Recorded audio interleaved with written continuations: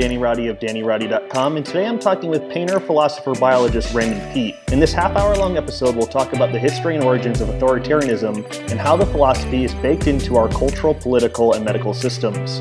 In addition to thanking Ray for talking with me today, I'd like to thank my patrons for making this show and all of the content I produce possible. If you would like to become a patron, please go to patreon.com/DannyRoddy. As always, please do your own research and come to your own conclusions. And in the spirit of William Blake, the true method of knowledge is experiment. Without further ado, here is the show.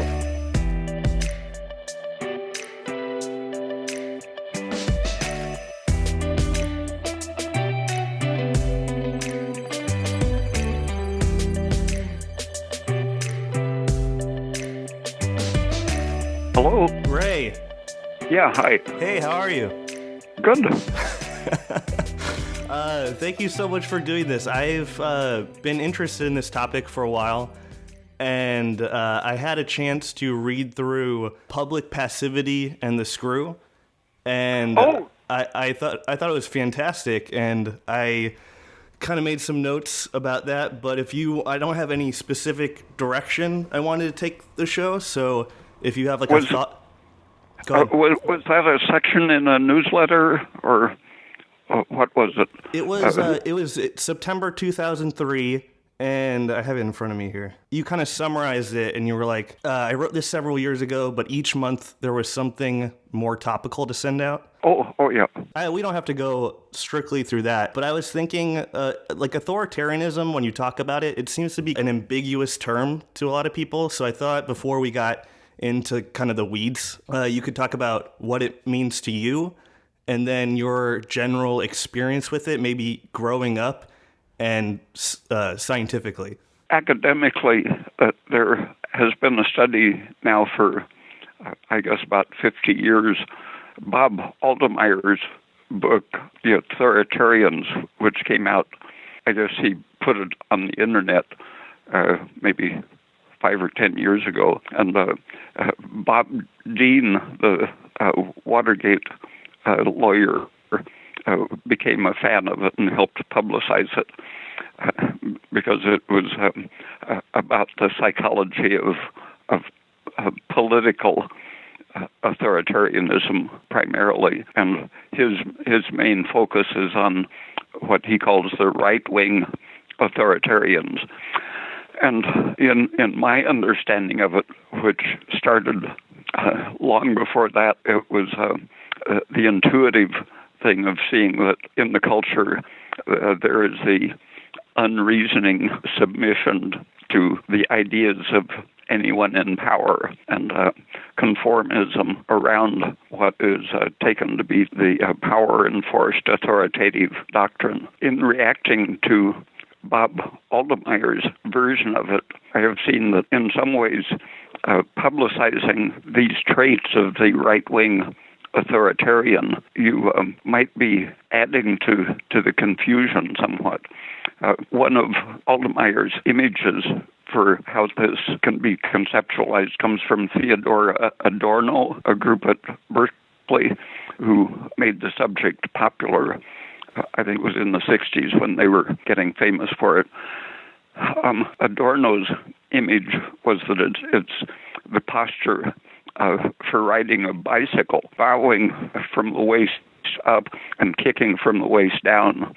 In other words, submission to authority of the power of those above you, knocking down anyone that's below you to keep them below you. Bob Altemeyer says that it isn't a very good image. He used questionnaires and got really clear results, but then other people using a scale of social prestige seeking, power seeking, identified people rather than conforming and fitting into wherever they find themselves on the scale.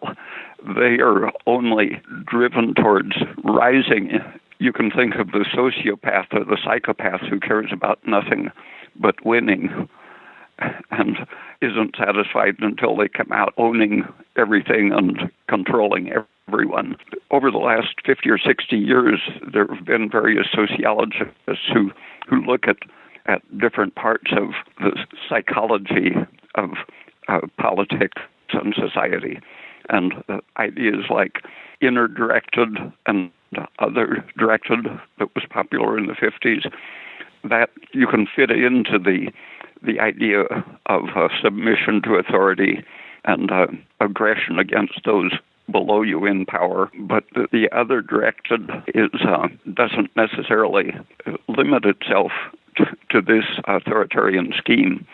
People can be other directed while they're trying to achieve something. Like the people voting for Bernie can look to the movement, try to integrate themselves into a movement to see what can be optimized. So they're being told that if they blend themselves into the Democratic Party, they can improve it. That idea is depending on other directedness. And the inner directed idea is that you're sort of spring-loaded in childhood to go in a certain direction. And so the people who say, if I can't have Bernie winning the election, will maybe go off and find something just as good or better and vote for Jill Stein or the Greens or such. So inner direction can push you forward on a consistent line where the other direction can be looking for compromise and such. So it can be either forward-directed or simply authoritarian. And throughout the 20th century, for example, Freud said repression is a good thing, fitting into the system. And from the time I was, I guess, in high school, people were saying you have to work within the system. And my first thoughts on that were imagining what they were saying, that if you cooperate in system for 10 or 20 or 30 or 40 years, look at the pile of criminal activities you have participated in, then you'll have the power to do something. And first thing you do, you're out of the system. So you have a huge accumulated pile of bad stuff, and then the first chance you have to do good stuff, you might get a sizable, noticeable achievement, but it's always going to be smaller than what you did in the opposite direction getting there. So I wasn't sold on the idea that you have to work within the system, because it really just a way of buying people into the system, telling them that maybe someday you would be able to do some good. Freud really allied with the oppressive class when he created his idea of the ego mediating between the id and the superego. It has to balance these forces, but he really came down on the side of the superego, smashing the id when necessary. And around 1929 or 30, Wilhelm Reich realized what Freud was doing, and he believed that Freud was very conscious of the rightness of Reich's position, that you're never going to have a healthy individual as long as they're being oppressed. He believed that Freud simply wanted to save his movement from Nazism and make it able to survive by giving in to the oppression. From the 1920s, Reich was saying that there's an emotional plague all through the world, not just fascism, but it's the plague of authoritarianism. And at first he said education and medicine, psychiatry can cure people of this, but then next thing he realized was that first you have to cure the doctors and the teachers of the emotional plague. I think Reich was essentially right, but I think it really is more than just an emotional plague. That I think it's something like a historical, intellectual, epistemological plague built into the way we believe knowledge works. Did it originate from Plato and Aristotle? Do you see like a origin for this type of oppressive society? Yeah. As soon as I started looking into encyclopedias and such, trying to find explanations, I think it goes even before Plato. Parmenides and Zeno. They were the Greek school located in southern Italy, the Eleatics, and they argued that there is only one reality and it doesn't change, doesn't do anything. There is no movement. And someone as smart as Bertrand Russell praised the subtlety of Zeno's paradoxes and such, but Russell struggled for years in what seems like very stupid arguments, but he was smart enough to work himself out of that set of paradoxical mental activities that Western philosophy had been trapped in for 2,500 years. And Plato essentially gave in to the Parmenides school of thinking that at least the knowledge part of existence, which is the real part of existence, is unchanging, eternal, and perfect. And really was making worse of the crude ideas of Parmenides. And Aristotle really acknowledged some of the reality of Heraclitus. Heraclitus said everything flows exactly polar opposite of Plato and Parmenides, that nothing moves.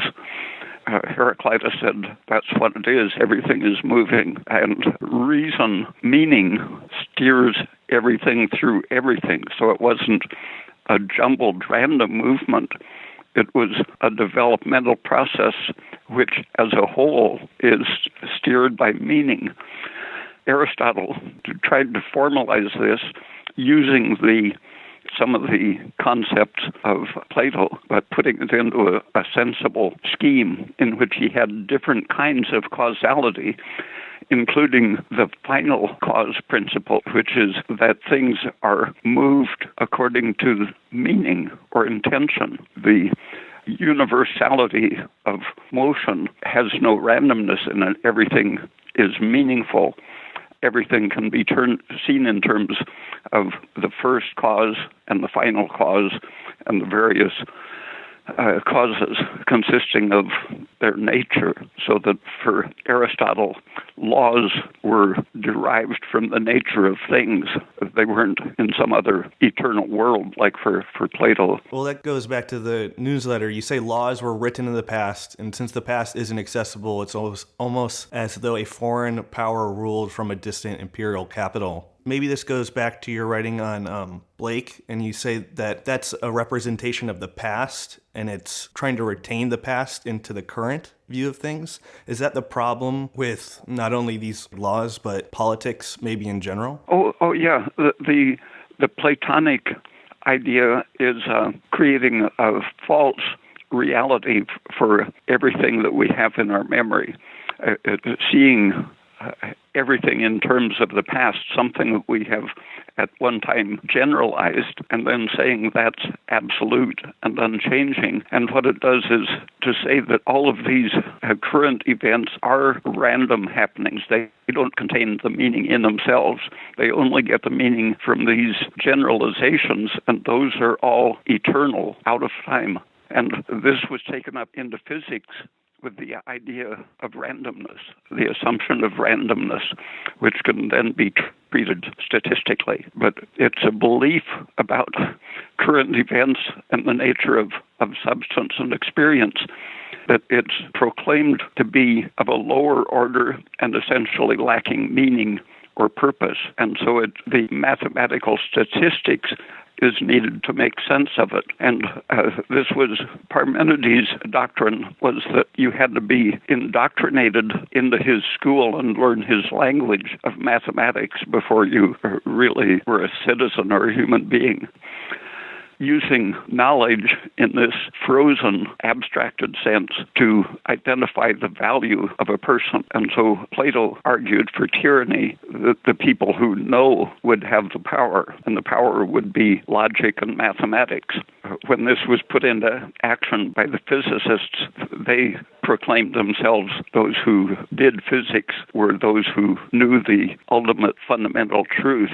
And when biology wanted to gain status, they said they would model themselves on the true basic science of physics.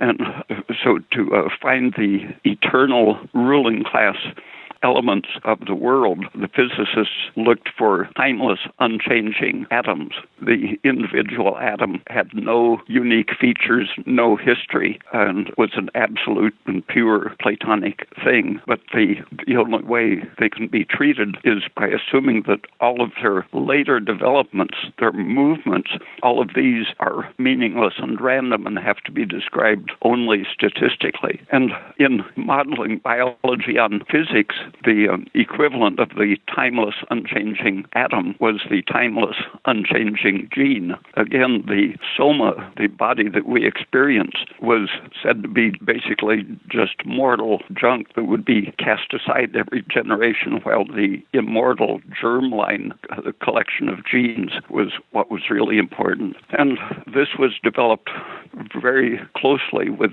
people like Herbert Spencer, who identified it. Even Darwin was a racist that believed that English plants and animals and people were the best in the world.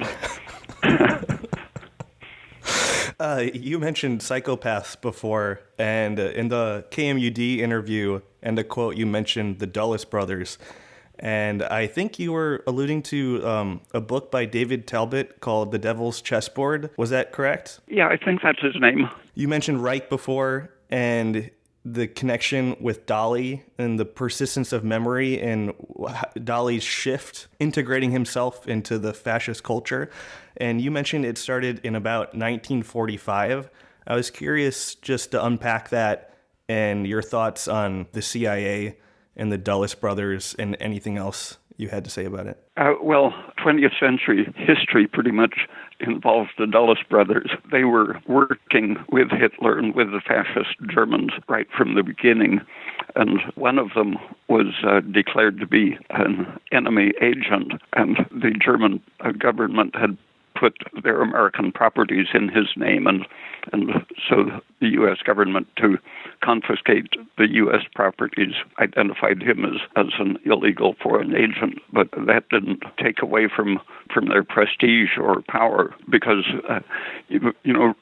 Roosevelt himself was a great admirer of Mussolini. Even after he took office, he was saying what a great statesman Mussolini was.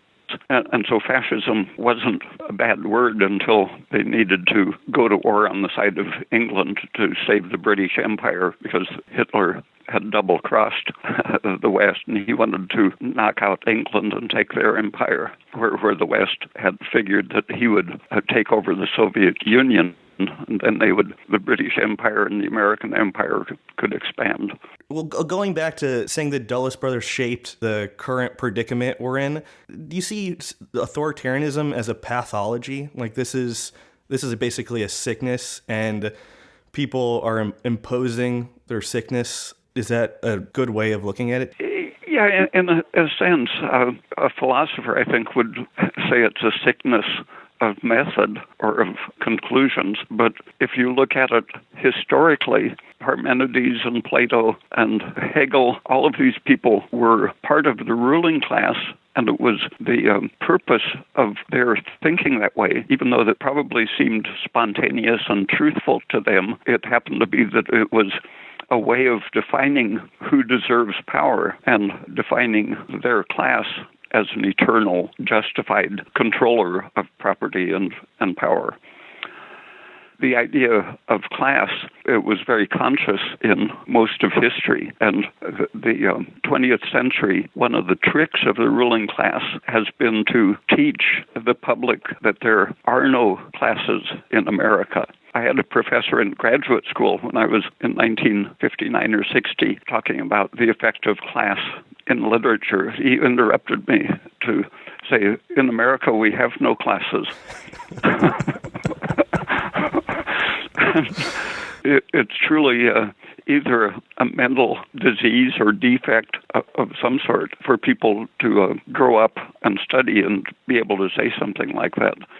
And it's because the ruling class learned to manipulate language and control the people that they need to be controlled. They don't want to necessarily define them as useless rubbish, which they believe they are, unless they can get away with it. But if they can make the people feel that they are equals with the royalty and keep them happy while they're living like garbage. That's the best thing for them. And so they have taught people that in America there are no classes. People who are really in the bottom 30 or 40% of income call themselves middle class, and people who are more or less in the middle income range think of themselves as being in the upper 5% or such.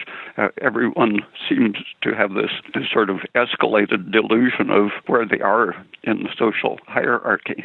It almost seems like any movement is infiltrated by authoritarianism. For example, even your own work, I'm sure to your complete horror, people use that in an authoritarian sense.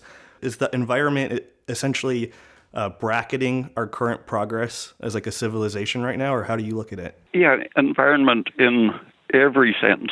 There are penalties of many sorts for getting out of it, and rewards of various kinds for reinforcing it. I first heard about Nicole Foss's ideas of degrowth. I think you forwarded that to somebody through email once, and I thought it was extremely interesting. Do you think there will be an inevitable, as she would call it, degrowth in our society and moving back to a simpler direction?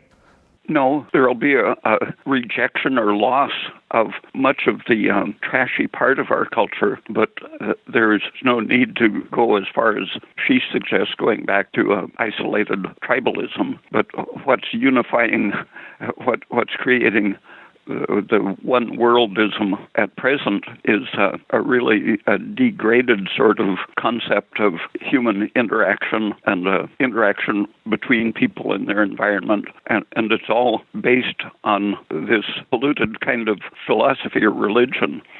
It's a religion of emptiness and abstraction that is telling people that this is all there is.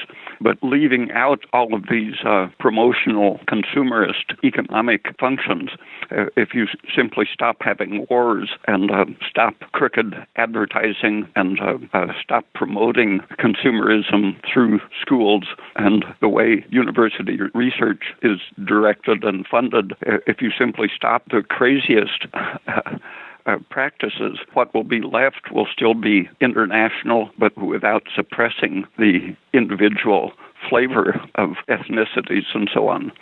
The natural interactions and trade, I think, will keep a unified world economy existing without, even if Foss is right about the peak oil, my opinion is that the world is creating petroleum about as fast as it's being used, and it just takes a while to refill the wells after they're pumped out. But even if she was right, there are alternative sources of power that can keep a really high-level culture going more or less permanently.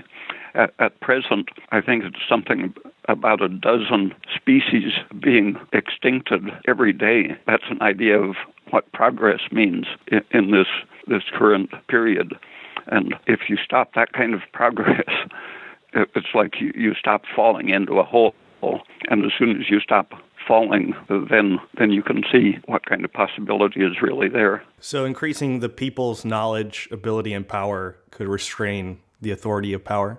Yeah, making people conscious of the lies that they're having imposed on them. And that involves things as drastic as saying that most of the theoretical physics that we're taught to admire has been very, very clever technical adaptations with a gigantic fraudulent hierarchy of mathematical theories built on that. A little bit of empirical technical stuff has been given a mythic sort of importance because it's used economically and in war, but the implications in theory I don't think are at all what we're being told by the theoretical physicists in Europe and America. Obviously, you focus a lot on food. Do you think that's a way in to shift the consciousness of the people towards lower serotonin, if that relates to somebody's authoritarianism? Yeah, first,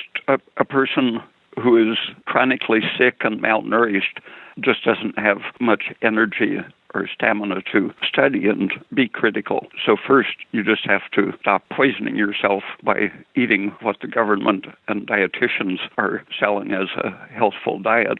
And once you have the strength to read and think, then you realize who is doing what to you, and you start investigating the food industry, the agricultural production industry, the science industry that supports the agricultural imposition, and the political system that justifies the medical and agricultural economic imposition. All of these are very, very clearly wound together in a system to maintain class dominance. It's very healthful to eat lobster once in a while, but you don't see dietitians or the government recommending that.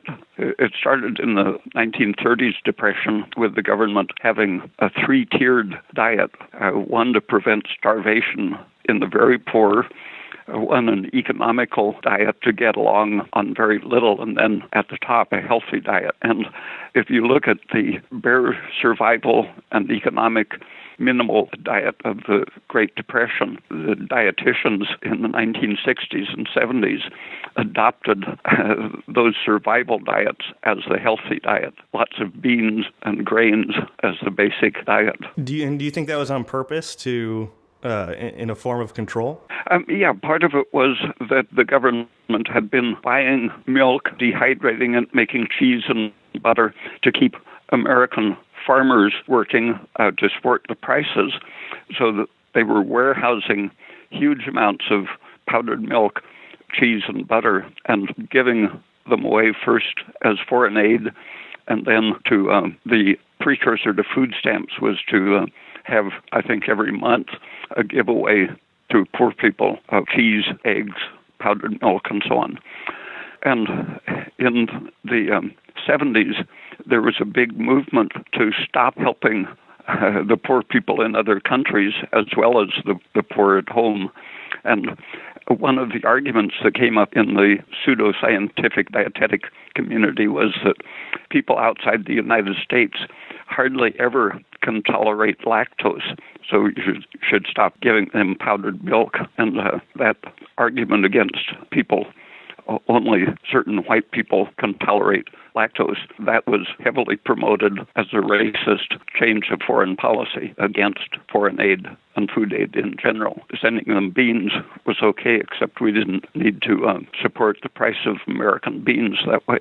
Do you think this tendency to be authoritarian, or as Altemeyer would have said, right-wing authoritarian, even though it's a semi-confusing term, do you personally see it more in Americans versus other places? I know you've mentioned Mexico as a different type of environment and being a little more cheerful. Do you think that's largely because of the history of the U.S. and how things got fleshed out? A lot of it is the specific policy choices of the government and corporations indoctrinating Americans in a certain way. And one of my main criticisms of Bob Altemeyer is that he has focused on the right-wing authoritarianism, and it would be okay to call it right-wing if you define right in the sense of the fascism that Winston Churchill and FDR subscribed to. Americans generally think of FDR as an extreme leftist president, but definitely his admiration for Mussolini says there was no leftism at all. What he was doing, he said what he was doing was saving his class, saving the ruling class, because there was such a threat of revolution in the United States. So he was saving capitalism, and that would, I think, fit in as a, you could say, modified fascism. It was an inventive way of keeping the corporations slightly out of sight, letting them buy the various regulatory agencies, but keeping them out of the executive for their own good. He was fixing the economy with Keynesian economics, which the people who organized a coup in 1933 to get him out, they considered even the borrowing and spending to be a communist plot of government. They wanted to get Roosevelt out, but what he was doing was using finance to prevent revolution. And immediately the Dulleses, when it came out that Allen Dulles was working closely with the Nazis at the end of World War II, Stalin informed Roosevelt that his spies were aware that Dulles was collaborating with the Nazis. And Roosevelt, his comments suggested that he thought maybe Stalin gone crazy to tell him such a thing. But within 2 or 3 days, Roosevelt surely would have found out that Stalin was right, and that would have put Dulles in line for the war crimes trials. But luckily for Dulles, right at that moment, Roosevelt chose to die, saving Dulles from criminal treason prosecution. And the powers in the Democratic Party who had connections both with Adolf Hitler and with the DuPont gang that had organized the 1933 coup attempt, they were in charge of the big city Democratic power party machine, and they knew that Harry Truman had expressed himself many times as wanting Hitler to go fight the Soviets, and since that was the preferred American policy, they had installed him as vice president in 1944. And so Roosevelt's death in 45 not only saved Dulles, but it put Truman in position to continue the pro-Nazi policy. The Project Paperclip, where the top Germans were not only helped move to Argentina and adjoining countries, but a lot of them were brought to the U.S., the scientists in particular. It seems like Dulles was involved in a lot of sketchy stuff like MK Ultra, and I know you've talked about LSD and its effects on the physiology, and that somewhere somebody said that LSD made you crazy and they outlawed it. Do you see him as an integral part of suppressing, I don't know if I want to call it the drug culture, but that specific substance? Oh, for sure. One of the people who invented the idea of communist brainwashing, saying that when prisoners of war had confessed their crimes and wanted to stay with the enemy, he said that proves that they've got amazing powers of brainwashing. And I think it was 2 or 3 days after a big speech on that, he approved the MK Ultra project for testing LSD and other drugs to see if they could wipe out a person's moral restrictions and give complete power over them. Do you see the disestablishment of medicine as a central tower to turn over to enable the people to resist the authoritarian ideas imposed on us? Yeah.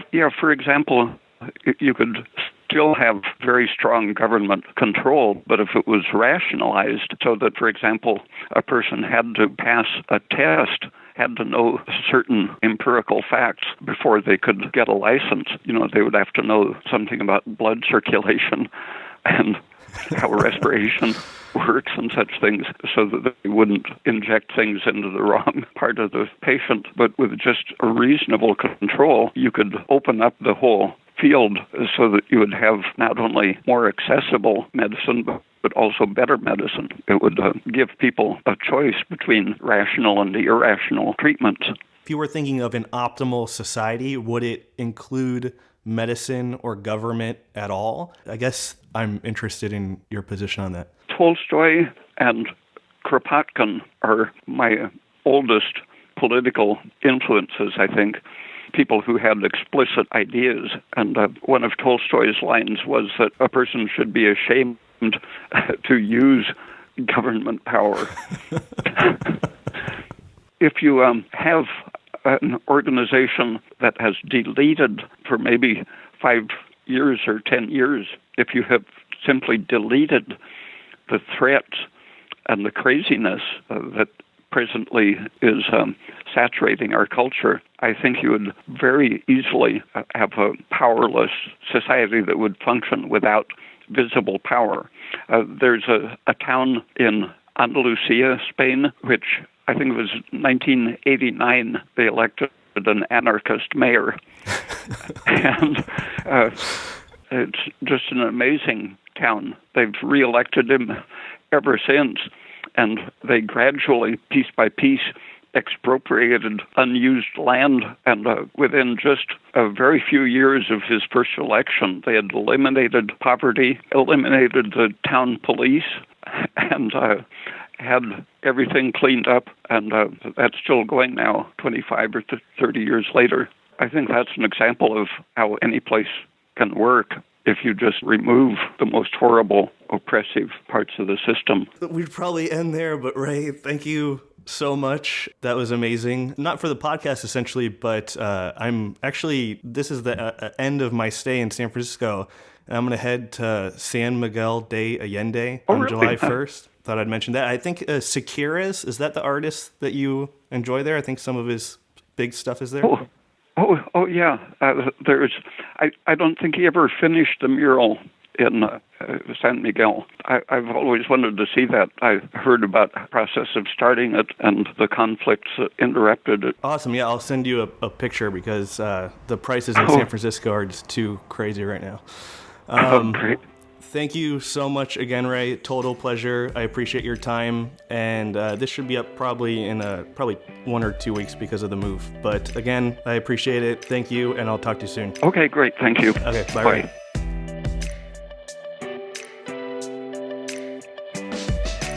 That's going to conclude this week's episode. I'd like to thank Ray again for talking with me today, along with my patrons for their support of the show and making all the content I produce possible. As always, if you enjoy the show, please hit that like button on YouTube and leave any comments or constructive criticisms below. I always say this, but the listenership of this podcast is exceptional, and I sincerely appreciate it.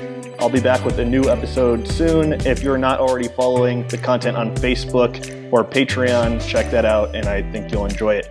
Take care, and I'll talk to you guys soon. Bye.